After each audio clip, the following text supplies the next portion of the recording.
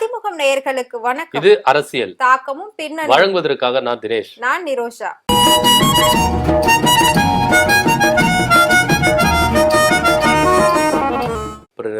இன்னைக்கு அரசியல் எதை பத்தி பார்க்க போறோம்? நிறைய விஷயங்கள் நடந்துகிட்டு இருக்கு. நாடாளுமன்றத்துல ஒரு பக்கம் நடந்துகிட்டே இருக்கு அம்பேத்கரோட பிரச்சனை. அது மட்டும் இல்லாம ஒரே நாடு ஒரே தேர்தல் அந்த பிரச்சனை நிறைய போய்கிட்டே இருக்கு. அதுல ஏதோ வாக்கெடுப்புலாம் நடத்தினாங்களாமே, எப்படிதான் போகுது அந்த விஷயம்? ஆமா, பொதுவா ஒரு மசோதாவை தாக்கல் பண்றாங்க நாடாளுமன்றத்துல அப்படின்னு பாத்தீங்கன்னா, பெரும்பான்மை இருந்தாதது எதிர்கட்சியும் ஆளுங்கட்சியும் சேர்ந்து இந்த மசோதாவை ஆதரிக்கிறாங்க அப்படின்னா எந்த ஒரு விவாதமும் இல்லாம, எந்த ஒரு பிரச்சனை, ஓட்டு வாக்கெடுப்பு அதெல்லாம் இல்லாம என்ன பண்ணுவாங்க, பில் பாஸ் பண்ணிடுவாங்க. ஆனா அதே சமயம் எதிர்கட்சிகள் பெரும் அமளியில் ஈடுபடுறாங்க, எதிர்ப்புகள் தெரிவிக்கிறாங்க, அதுல அவங்களுக்கு உடன்பாடு இல்ல அப்படின்ற போது என்ன பண்ணுவாங்கன்னா வாக்கெடுப்பு நடத்துறது அதுல அவசியமா இருக்கு. அந்த வகையில பாத்தீங்கன்னா ஒரே நாடு ஒரே தேர்தல் இந்த சட்டத்தை எப்படியாச்சுன்னா என்ன பண்ணும் கொண்டு வந்துடணும் அப்படின்னு சொல்லிட்டு மும்முரமா இறங்கியிருக்காங்க மோடி தலைமையிலான அரசு. இது நிறைய பேர் என்ன பண்றாங்க, விமர்சிக்கிறாங்க. எப்படின்னா அதிபர் ஆட்சி முறையை பிரதமர் மோடி கொண்டு வர பாக்குறாரு, மாநிலங்களோட உரிமைகளை பறிக்கிறதுக்காக பிரதமர் மோடி ஒரே நாடு ஒரே தேர்தல்ன்றத கொண்டு வராரு. அது மாத்திரம் இல்லாம எல்லா மாநிலத்தின் அதிகாரத்தையும் தேர்தல் ஆணையத்துக்கு கீழே கொண்டு வர்றதுக்காக என்ன பண்றாங்க, இந்த மாதிரி வேலைகளை பாக்குறாங்க பாஜக அரசு அப்படின்ற மாதிரி எதிர்ப்புகள் தெரிவிச்சாங்க. அது மாத்திரம் இல்லாம இதை குறித்து என்ன பண்ணாங்கன்னா அமைச்சரவையில ஒப்புதல் கொடுத்துறாங்க. சரிங்க, ஓகேங்க, நான் ஒரே நாடு ஒரே தேர்தல் கொண்டு வரலாம் அப்படின்ற மாதிரி பாஜக தலைமையிலான அமைச்சரவைகள் என்ன பண்றாங்க, முடிவு செஞ்சு கொண்டு வந்துட்டாங்க.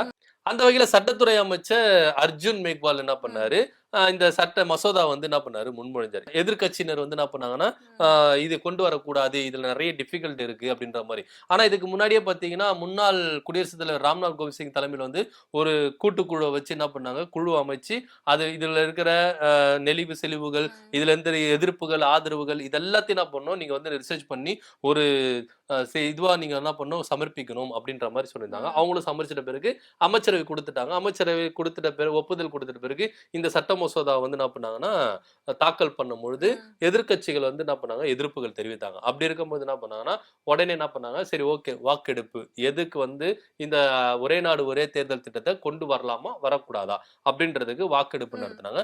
இதுல இன்னொரு விஷயம் நீங்க பாத்தீங்கன்னா வரலாற்றிலே முதல் முறையாக இ ஓட்டிங் என்ன பண்ணாங்க அதுல அமுல்படுத்தினாங்க. இதுக்கு முன்னாடி பாத்தீங்கன்னா வாக்குச்சீட்டு இல்ல கட்டி என்ன பண்ணுவாங்க, கையை உயர்த்தி எத்தனை ஓட்டு அப்படின்ற மாதிரி. இந்த முறை பாத்தீங்கன்னா இ ஓட்டிங் என்ன பண்ணாங்கன்னா கவுண்டிங் பண்ணாங்க. அந்த இ ஓட்டிங்ல பாத்தீங்கன்னா கிட்டத்தட்ட 462 எம்பிகள் கலந்து கொண்டதுல 269 எம்பிகள் ஆதரவாகவும் 198 எம்பிகள் எதிர்ப்பும் தெரிவிச்சிருக்காங்க. சோ இந்த எதிர்ப்புகள் வரும்போது ஏன்னா நாடாளுமன்றத்துல பாத்தீங்கன்னா 3/2 பங்கு என்ன பண்ணணும்னா பெரும்பான்மையை நிரூபிக்கணும். கிட்டத்தட்ட 302 வாக்குகள் ஆதரவா வந்துச்சுன்னா அந்த சட்ட மசோதா என்ன பண்ணலாம், ஈஸியா பாஸ் பண்ணிடலாம். இல்ல கட்டி இல்ல இவங்களுக்கு கம்மியா வந்திருக்கு அப்படின்னு இருக்கும்போது இதை என்ன பண்ணுவாங்கன்னா நாடாளுமன்ற கூட்டுக்குழுவுக்கு என்ன பண்ணுவாங்க, இந்த மசோதா அனுப்புவாங்க. சோ அந்த வகையில பாத்தீங்கன்னா நேற்று ஒரே நாடு ஒரே தேர்தல் திட்டத்தை என்ன பண்ணிருக்காங்கன்னா இவங்களுக்கு அந்த பில் பாஸ் பண்றதுக்கு ஆதரவு இல்ல அப்படின்னும் போது நாடாளுமன்ற கூட்டுக்குழுக்கு என்ன பண்ணிருக்காங்க, அமைச்சிருக்காங்க. அந்த நாடாளுமன்ற கூட்டுக்குழுத்துல இதை அனுப்பும்போது எதிர்கட்சிகள் உறுப்பினர்கள் அந்த நாடாளுமன்ற கூட்டுக்குழுல இடம்பெறாங்களா அந்த எம்பிகள் உறுப்பினர்கள் என்ன பண்ணா தன்னுடைய கருத்தை என்ன பண்ணலாம் சுதந்திரமா வைக்கலாம். இதுல என்ன டிஃபிகல்ட் இருக்கு, இதுல என்ன ஃபால்ட் இருக்கு நீங்க சொல்லுங்க அப்படின்றது சுதந்திரமா வைக்கலாம். அதனாலதான் என்ன பண்ணிருக்காங்கன்னா நாடாளுமன்ற கூட்டுக்குழுக்கு என்ன பண்ணிருக்காங்க, இந்த ஒரே நாடு ஒரே தேர்தல் திட்டத்தை என்ன பண்ணிருக்காங்க அனுப்பியிருக்காங்க. சோ இதுல மும்முரமா இந்த திட்டத்தை அமுல்படுத்தணும் அப்படின்னு சொல்லிட்டு மோடி தலைமையிலான அரசு மும்முரமா இருக்காங்க. அதே சமயம் எதிர்கட்சிகள் என்ன பண்றாங்கன்னா இந்த திட்டத்தை கொண்டு வரக்கூடாது, ஏன்னா இது மாநிலத்தினுடைய சுயமரியாதையை என்ன பண்ணணும் கெடுக்கும், மாநிலத்தினுடைய உரிமைகளை கெடுக்கும், பன்முகத்தன்மையை கெடுக்கும், சிதைக்கும். அதனால என்ன பண்ண இந்த திட்டத்தை கொண்டு வரவே கூடாது அப்படின்றதுல மும்முரமா இருக்காங்க. போக போக பார்க்கலாம் இன்னும் இந்த திட்டத்தை இந்த மசோதா எந்த அளவுக்கு வீரியம் அடையுது. ஒரே நாடு ஒரே தேர்தல் திட்டத்தை மோடி கம்பல்சரி கொண்டு வந்துருவாரா இல்ல வரமாட்டாரா அப்படின்றத பொறுத்து இருந்து பார்க்கலாம். கண்டிப்பா தேர்தல் அப்படின்னாலே அது ஒரு பெரிய அரசியல் களம்ல ஒரு முக்கியமான ஒரு விஷயம் தான். ஸோ அதுக்குள்ளவே ஒரு பிரச்சனையை இங்க கொண்டு வராங்க. ஸோ இது இன்னும் எங்க போய் முடிய போகுதுன்றதையும் பார்க்கலாம். ஆனா தமிழ்நாடு அரசு ஒருபோதுமே இந்த திட்டத்துக்கு ஒத்துக்காது அப்படின்னு தான் நாம நம்பிக்கிட்டு இருக்கோம்.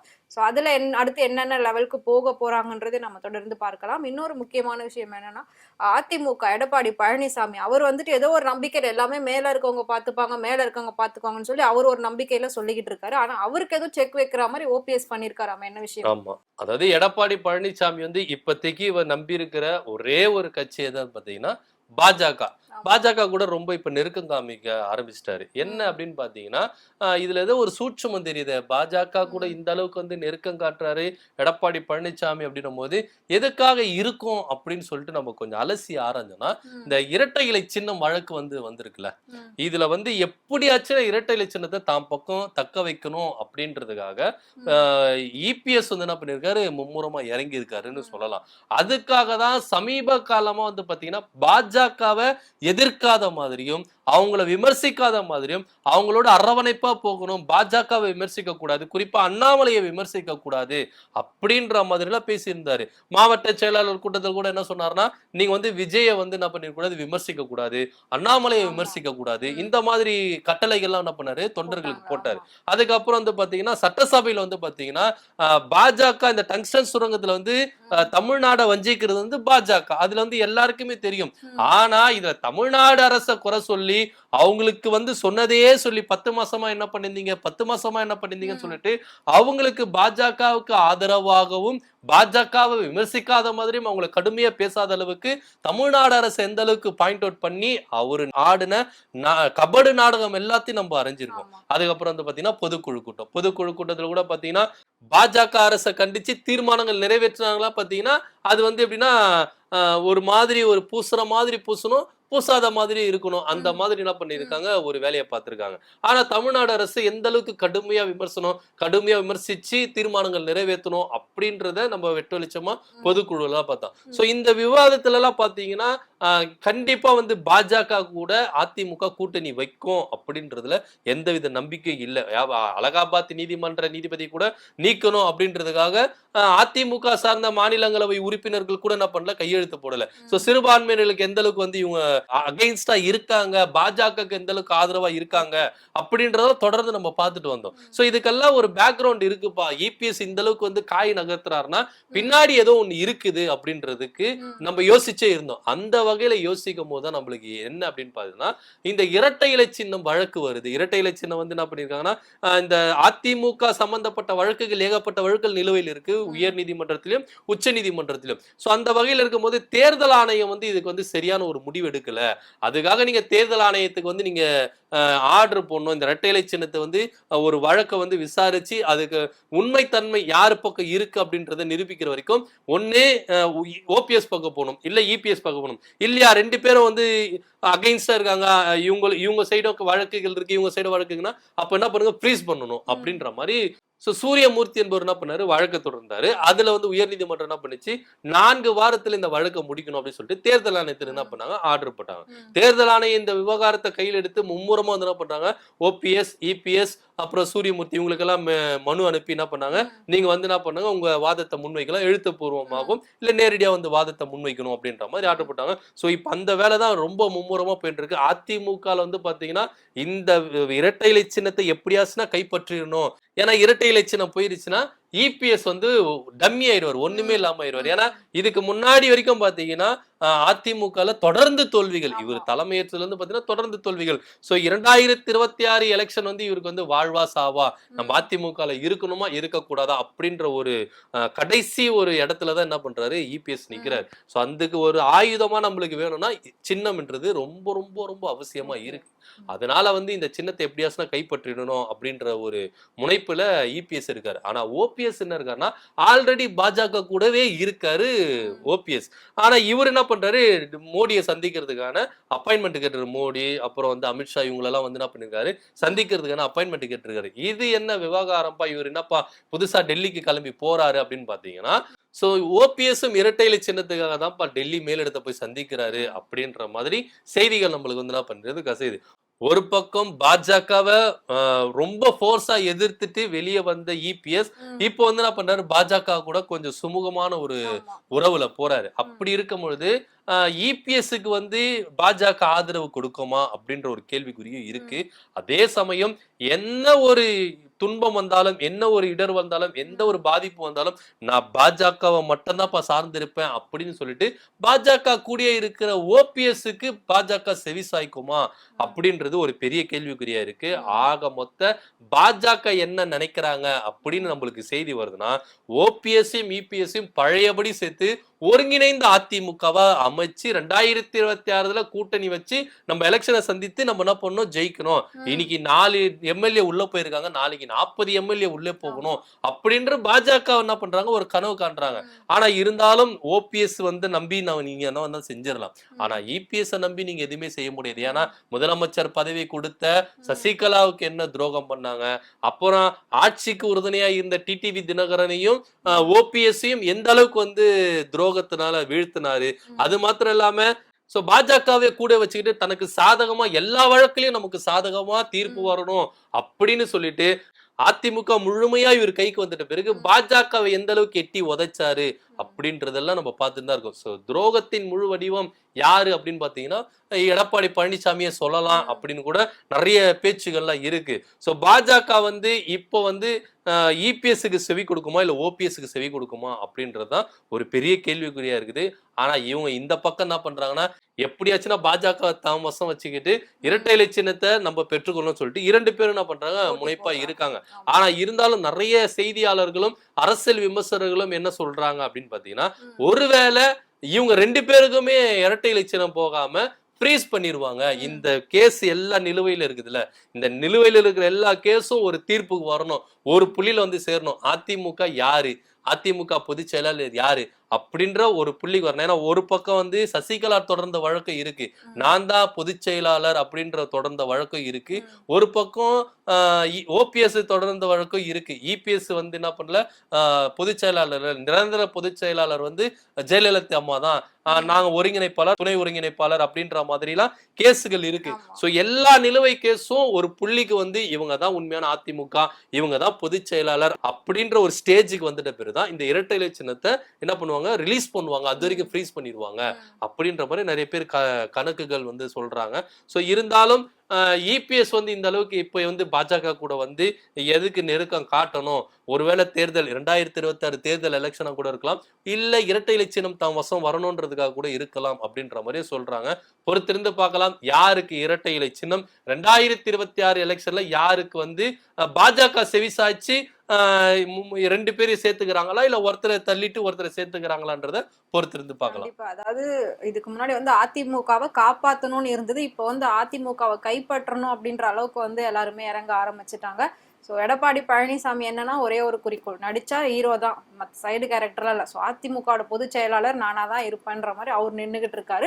ஸோ ஓபிஎஸ் ஒரு பக்கம் வந்து திருப்பி மேலிடத்துல போயிட்டு சந்திக்கிறாரு. இதெல்லாம் எங்கே போய் முடிய போகுது அப்படின்றத நம்ம தொடர்ந்து பார்க்கலாம். அதிமுக இன்னும் என்னென்ன விஷயங்கள் நடக்க போகுது அப்படின்றது வந்து மக்கள் ஒரு நாளுமே பார்த்துக்கிட்டு இருக்காங்க. அதை தான் ஒரு பெரிய விஷயமா பேசிக்கிட்டு இருக்காங்க. நாளடைவில் அது வந்து இது இப்படிதான் நடக்கும் அப்படின்ற மாதிரி சலிச்சே போயிடும் போல அந்த மாதிரி எல்லாமே நடந்துகிட்டு இருக்கு. நாடாளுமன்றத்துல இப்ப வந்து கூட்டத்தொடர் நடந்துகிட்டு இருக்குல்ல, அதுல வந்துட்டு அமித்ஷா என்ன பண்ணிருக்காரு, இவங்க எல்லாருமே அதாவது இந்தியா கூட்டணி எம்பிக்கெல்லாம் வந்து அம்பேத்கரை பத்தி நிறைய விஷயங்கள் பேசியிருக்காங்க. அம்பேத்கர்னு சொல்லியிருக்காங்க. அதுக்கு அமித்ஷா என்ன சொல்லியிருக்காருன்னா, அம்பேத்கர்னு சொல்றது ஒரு ஃபேஷனா எடுத்துக்கிட்டீங்க எல்லாரும், அதனால அப்படி சொல்றீங்க, இதுக்கு வந்து கடவுள் பேரை சொன்னா சொர்க்கத்துக்கு போவீங்க, புண்ணியம் சேரும் அப்படின்ற மாதிரி ஏதோ ஒரு சர்ச்சையா பேசியிருக்காரு. அந்த விஷயம் இப்ப பயங்கரமா வெடிச்சுக்கிட்டு இருக்கு. எல்லாரும் வந்து அம்பேத்கர் போட்டோவை கையில ஏந்திக்கிட்டு பேரணியெல்லாம் போக ஆரம்பிச்சுட்டாங்க. அதுக்கு ஒரு நியாயம் கிடைக்கணும், மன்னிப்பு கேட்கணும் அப்படின்னு சொல்லியிருக்காங்க.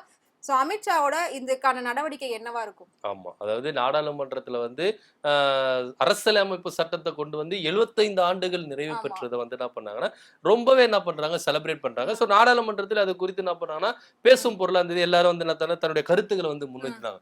அப்படி எதிர்கட்சிகள் வந்து அம்பேத்கர் அம்பேத்கர் அம்பேத்கர் அப்படின்னு சொல்றத, நீங்க கோஷம் போடுறத கடவுள் அப்படின்னு நீங்க சொல்லியிருந்தீங்கன்னா உங்களுக்கு சொர்க்கத்துலனா இடம் கிடைச்சிருக்கும் அப்படின்ற மாதிரி அமித்ஷா வந்து என்ன பண்ணிருக்காரு, வாயை விட்டு மாட்டிக்கிட்டாரு அப்படின்னு தான் சொல்லணும். சோ இதை குறித்து நான் எதிர்கட்சி தலைவர்களும் சரி, அரசியல் விமர்சகர்களும் அரசியல் தலைவர்களும் தன்னுடைய கடுமையான விமர்சனங்களை வந்து என்ன பண்றாங்கன்னா பாஜக அரசுக்கும் அமித்ஷாவுக்கும் என்ன பண்றாங்க, முன்வைக்கிறாங்க. அதுல ஒரு பகுதி பாத்தீங்கன்னா நம்ம சீமான் அவர்கள், அவரை கூட நீங்க எடுத்துக்கிட்டீங்கன்னா என்ன பண்ணலாம், நீங்க கடவுள் கடவுள் சொல்றீங்களே, எந்த கடவுள் வந்து உங்களுக்கு காப்பாத்துச்சு? இல்லாத கடவுளை சொல்றதை விட நமக்காகவும் நம் தலைமுறைகளுக்காகவும் நம் கண்ணெதிர்க்கே வாழ்ந்துட்டு போன சட்டத்திட்டங்களை வகுத்துட்டு போன அண்ணல் அம்பேத்கரை தூக்கி பிடிக்கிறதுல என்னதாங்க ஆயிட போறீங்க அப்படின்ற மாதிரி எல்லாம் விமர்சனம் வச்சிருந்தாங்க. அது மாத்திரம் என்ன பண்ணாங்கன்னா நிறைய அரசியல் விமர்சகர்கள் கூட என்னன்னா, நீங்க கடவுள் கடவுள் சொல்லிட்டு கடவுளை நம்பிக்கிட்டு இருக்கீங்களே, ஆமா. உத்தரப்பிரதேசத்துல எதுங்க நீங்க தோத்தீங்க? ராமருக்காக நீங்க வந்து என்னென்ன வேலை பண்ணீங்க எல்லாமே நாடே அறியும். ஆனா அந்த ராமர் கோயில் இருக்கிற தொகுதியிலேயே வந்து நீங்க என்ன பண்ணீங்க, மண்ணை கவிழ்ந்தீங்க, தோத்துட்டீங்க. ஆமா. தோத்தீங்க. அப்ப கடவுள் உங்களுக்கு எந்த கை கொடுத்துச்சு? ம். எதுக்கு நீங்க இந்த மாதிரி பண்ணிட்டு இருக்கீங்க அப்படின்ற மாதிரி விமர்சனங்கள் வந்துட்டு ம். இருக்கு. சோ எது இருந்தாலும் நாடாளுமன்றத்துல வந்து அமித்ஷா அவர்கள் வந்து இந்த மாதிரி வந்து இழிவா பேசுறது வந்து ஏத்துக்கவே முடியாத ம். ஒன்றாகும். சோ அண்ணல் அம்பேத்கர் வந்து தாழ்த்தப்பட்டவர்களுக்காகவும் பிற்படுத்தப்பட்டவர்களுக்காகவும் எந்த அளவுக்கு சட்ட திட்டங்களை வகுத்து வைத்தாரு. சோ நீங்க அந்த இடத்துல வந்து உள்துறை அமைச்சரா இருந்து நீங்க அந்த இடத்துல இருந்து பேசுறீங்களா, அதுக்கு அம்பேத்கர் தான் காரணம். ம். அதே மாதிரி உங்க கட்சியில இருக்கிற பிரதான தலைவர் நம்ம மோடி மோடிஜி. அவர்கள், அவரும் வந்து இந்த அளவுக்கு வந்து அங்க நின்னு வந்து பேசுறாரு, பிரதமரா இருக்காருன்னா அதுக்கும் வந்து என்னன்னா அம்பேத்கர் தான் காரணம். ம். நான் இன்னைக்கு முதலமைச்சரா இருக்கேன் அப்படின்னாலும் அதுக்கும் அம்பேத்கர் தான் காரணம்.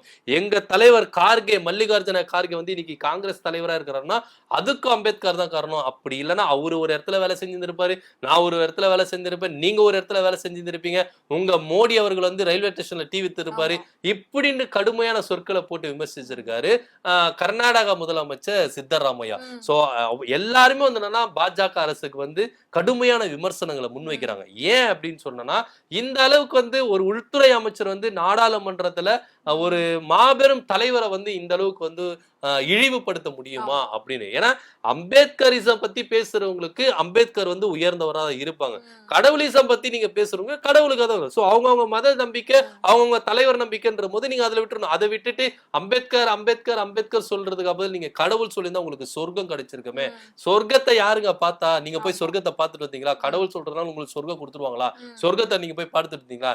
அட இல்லாத எதுக்குங்க நீங்க போயிட்டு இப்படி அடிச்சுக்கிறீங்க? இருக்கிற நம்ம கண் முன்னாடி இருந்தவரு, நமக்காக வந்து சட்டதிட்டங்களை வகுத்தவரு, அவரை தூக்கி பிடிக்கிறதுல எதுக்குங்க உங்களுக்கு இவ்வளவு கஷ்டம் அப்படின்ற மாதிரி ஒரு சீமான் அவர்கள் வந்து கேட்டிருக்காரு. ஆமா. நம்ம தமிழக வெற்றி கழக தலைவர் விஜய் அவர்களும் என்ன பண்ணிருக்காரு, ஆமா. பாஜகவுக்கு வந்து ஊர்க்கா தொட்டுக்கிற மாதிரி தான், பட்டும் படாத மாதிரி தான் என்ன பண்ணிருக்காரு, விமர்சிச்சிருக்காரு. ம். கடுமையான விமர்சனங்கள் வச்சிருக்காருன்னா இல்லவே இல்லை. ஏன்னா அவர் வந்து என்னன்னா அம்பேத்கருக்காக தன்னுடைய கொள்கை தலைவரை ஏற்றுக்கொண்டவரு ஆமா. விஜய். ஆனா இருந்தாலும் அமித்ஷாவையும் பாஜகவையும் போர்ஸா விமர்சனம் பண்ணாரானா இல்லவே இல்ல. ம். சும்மா போற போக்குல வந்து நம்மளும் எதனா ஒரு விமர்சனம் வைக்கணும், இல்லாட்டி 4 பேர் வந்து நம்மள வந்து என்ன பண்ணுவாங்க, மெச்சிருவாங்களே அப்படின்றதுக்காக ஒரு அப்படியே நான் கிள்ற மாதிரி கிள்ற, நீ அழுகுற மாதிரி அழுவு அப்படின்ற மாதிரி தான் பாஜகவையும் அமித்ஷாவையும் தமிழக வெற்றி கழக தலைவர் விஜய் வந்து என்ன பண்ணியிருக்காரு, விமர்சிச்சிருக்காரு. சோ எந்த அளவுக்கு வந்து ஒரு உள்துறை அமைச்சர் இழிவா பேச முடியுமா, ஒரு மாபெரும் தலைவரை இழிவா பேச முடியுமானா அது பாஜக அரசுல அது மட்டும்தான். ஏன்னா பாஜக சேர்ந்தவர்களும் பாஜக அரசு வந்து என்ன பண்ணா தொடர்ந்து இது மாதிரி வந்து தலைவர்களை இழிவுபடுத்திருக்கு. அது இல்லாம மனுஸ்மிருதியை தூக்கி பிடிக்கிற உங்களால அரசியல் அமைப்பு சட்டத்தை பார்த்தா என்ன பண்ணும், உங்களுக்கு வந்து பயம்தான் வரும். ஆமா. ராகுல் காந்தி என்ன பண்ணிருக்காரு, அந்த மாதிரி கடுமையான சொற்களை போட்டு என்ன பண்ணிருக்காரு, விமர்சிச்சிருக்காரு. ஏன்னா அரசியல் அமைப்பு சட்டமே ஒண்ணு இருக்கக்கூடாது அப்படின்னு சொன்னதுதான் பாஜக அரசு. ஏன்னா இது முந்தைய நீங்க அரசுல பாத்தீங்கன்னா அரசியலமைப்பு சட்டமே இருக்கக்கூடாது, அந்த அரசியலமைப்பு சட்டத்தை வந்து எந்த அளவுக்கு வந்து இவங்க வந்து இழிவுபடுத்தினாங்க, தூக்கி எரிஞ்சாங்க அப்படின்றதெல்லாம் நம்மள வந்து பார்த்தது. சோ அதனுடைய விளைவுதான் இந்த அரசு பெரும்பான்மை இல்லாம மைனாரிட்டியில் அமையும் போது அரசியலமைப்பு சட்ட புத்தகத்தை வந்து எந்த அளவுக்கு வந்து கண்ணுல ஒத்திக்கிட்டாரு மோடி அப்படின்றத கூட நம்ம என்ன பண்ணோம், ஆமா. நம்ம வந்து பார்த்துட்டு தான் இருந்தோம். சோ இப்போ வந்து என்னங்க புதுசா உங்களுக்கு அம்பேத்கர் மேலயும் அரசியலமைப்பு சட்டத்து மேலயும் இந்த அளவுக்கு வந்து உங்களுக்கு பாசமா அப்படின்ற மாதிரி கூட நம்மளுக்கு என்ன பண்ணுறது கேட்க தோணும் பாஜகவை. ஏன்னா பாஜக வந்து எந்த அளவுக்கு வந்து அரசியலமைப்பு வந்து வேண்டாம், வேண்டவே வேண்டாம் அப்படின்ற மாதிரி எல்லாம் வந்து என்ன பண்ணாங்கன்னா ஓப்பனாவே சொல்ல ஆரம்பிச்சுட்டாங்க. சோ இந்த அளவுக்கு இருக்கிற பாஜக அம்பேத்கர் இந்த அளவுக்கு இழிவா பேசுறது ஏத்துக்கவே முடியாது அப்படின்ற மாதிரி எதிர்க்கட்சிகள் கொந்தளிச்சிருக்காங்க. இந்த விவகாரம் இன்னும் நிறைய வீரியம் அடையுது அப்படின்றதா சொல்ல போனோம். கண்டிப்பா. இதுக்கு வந்து அமித்ஷா மன்னிப்பு கேட்பாரா இல்லையா, இந்த போராட்டங்கள் அடுத்து எங்க போய் முடிய போகுது, இது எல்லாமே நம்ம பார்க்கலாம். சோ இது எல்லாமே தொடர்ந்து நாடாளுமன்றத்தில் நடந்துகிட்டே இருக்கு நாளுக்கு நாள்.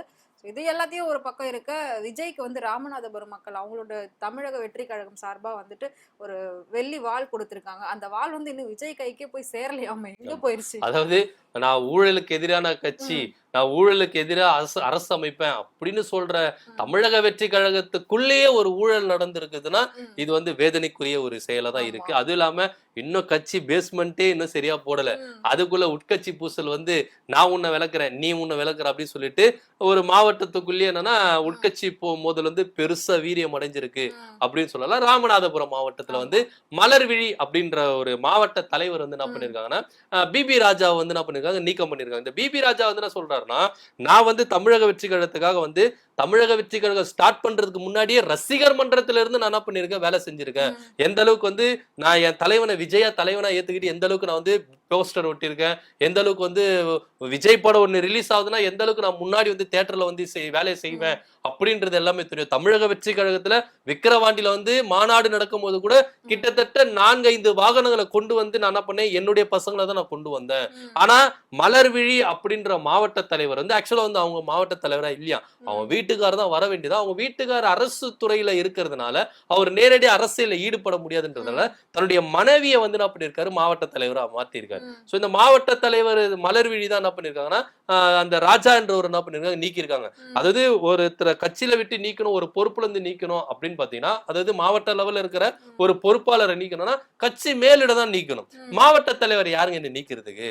சோ இவங்களுக்கு நீக்கிறதுக்கு வந்து எனக்கு தகுதியே இல்லை, இவங்க எதுக்கு என்ன நீக்கணும் அப்படின்னு சொல்லிட்டு இதை குறித்து புசியானந்த் கிட்ட சொல்லும் போது கூட புசியானந்த் என்ன சொல்லியிருக்காங்கன்னா, மலர்விழி கீழே கண்ட்ரோல்ல நீங்க வருதுன்னா வாங்க, இல்ல கட்டி நீங்க வேணா என் போட்டோ போட வேணா, நீங்க தலைவர் போட்டோ வச்சு போட்டோ நீங்க என்ன பண்ணுங்க, நிகழ்ச்சியை நடத்திங்க, போஸ்டர் ஒட்டிங்க அப்படின்ற மாதிரி அவரை பட்டும் படாத மாதிரி சொல்லியிருக்காரு. இதுக்கப்புறம் இன்னொரு விஷயம் சொல்லியிருக்காரு ராஜா, என்ன அப்படின்னு பாத்தீங்கன்னா, விக்கிரவாண்டியில ராமநாதபுரம் மாவட்ட சார்பா ஒரு வெள்ளி வாழை வந்து என்ன பண்ணோம், தலைவருக்கு வந்து நாங்க கொடுத்தோம். ஆனா அந்த வெள்ளி வாழை போயிட்டு தலைவர் கைக்கே போய் சேரல. அது எங்க இருக்கு அப்படின்னு பாத்தீங்கன்னா, மலர்விழி மாவட்ட தலைவர் மலர்விழி கணவர் கிட்டதான் அது இருக்கு. சோ இங்கேயே வந்து என்னன்னா ஒரு பிள்ளையார் சுழி மாதிரி ஒரு ஊழல் நடந்திருக்கு. சோ தன்னுடைய கட்சியே வந்து பாத்துக்க முடியாத விஜய் எப்படி தமிழ்நாடை காப்பாத்த போறாரு, தமிழ்நாட்டுல இருக்கிற ஊழல் அழிக்க போறாரு அப்படின்றதுதான் ஒரு பெரும்பான்மையான கேள்வியா இருக்குது. அதுவும் இல்லாம நிறைய பேர் என்ன சொல்றாங்கன்னா, ஒரு உச்சத்துல இருக்கிற பிரபலம் இப்ப கட்சி ஆரம்பிக்கிறதுக்கான ரீசன் என்ன அப்படின்னு பாத்தீங்கன்னா, கிட்டத்தட்ட கருப்பு பணத்தை வந்து காப்பாத்திக்கிறது தான், தன்னுடைய சொத்துக்களையும் பணங்களையும் ஆஸ்திகளையும் அந்தஸ்துகளையும் காப்பாத்திக்கிறது தான் என்ன பண்றாங்க, கட்சி ஆரம்பிக்கிறாங்க. இப்படியும் ஒரு பேச்சுகள் வந்து என்ன பண்ணிருக்கு, போயின்னு இருக்கு. சோ தமிழக வெற்றி கழக தலைவர் விஜய் தன்னுடைய கட்சியில இருக்கிற குறை நிறைகளை நீக்கிட்டு, உட்கட்சி பூசலை நீக்கிட்டு, ஊழலை நீக்கிட்டு, அதுக்கப்புறம் தமிழ்நாட்டுக்கு நல்லது செய்யட்டும், தமிழ்நாட்டு மக்களுக்கு நல்லது செய்யட்டும், தமிழ்நாட்டுல இருக்கிற ஊழல்களை வந்து என்ன பண்ணிட்டோம் அவரு தீக்கட்டும். அதை விட்டுட்டு திராவிட மாடலும் திராவிட கட்சிகளையும் வந்து என்ன பண்றது, இந்த அளவுக்கு வந்து இழிவா பேசுறது வந்து எதுவே நம்மளுக்கு என்னென்ன அவருக்கு என்ன சொல்றது நம்மளுக்கு ஒன்றும் தெரியல. சோ அதை அப்படியே விட்டுடலாம். விஜய் அவர்கள் நீங்க முதல்ல போயிட்டு உங்க கட்சியை பாருங்க, கட்சியில நடக்கிற ஊழலை பாருங்க, கட்சி பொதுச் செயலாளரே சரியில்லையா, அவரு மேல ஏகப்பட்ட அலிகேஷன் வருது. சோ இதெல்லாம் தீர்த்துட்டு அதுக்கப்புறம் நீங்க வாங்க. கண்டிப்பா அப்படி நீங்க வந்தீங்கன்னா மக்கள் உங்களை வரவேற்கிறாங்களா இல்லையா அப்படின்றத 2026 எலெக்ஷன்லயே பாத்துடலாம். கண்டிப்பா. அதாவது தமிழக வெற்றி கழகத்துக்கு மக்கள் கிட்ட பெரிய வரவேற்பு இருக்கிறதா எல்லாரோட மனசுலயுமே ரொம்ப ஆழமா வந்து பதிஞ்சிருக்கு. மும்முனை போட்டியா இருக்கும் அதிமுக இப்ப அந்த இடத்துல கிடையாது, திமுக அடுத்து தமிழக வெற்றி கழகம் வர்றதுக்கான வாய்ப்பு இருக்கு அப்படின்ற மாதிரியுமே நிறைய கருத்து கணிப்புகள்லாம் வந்து சொல்லிக்கிட்டு இருக்காங்க.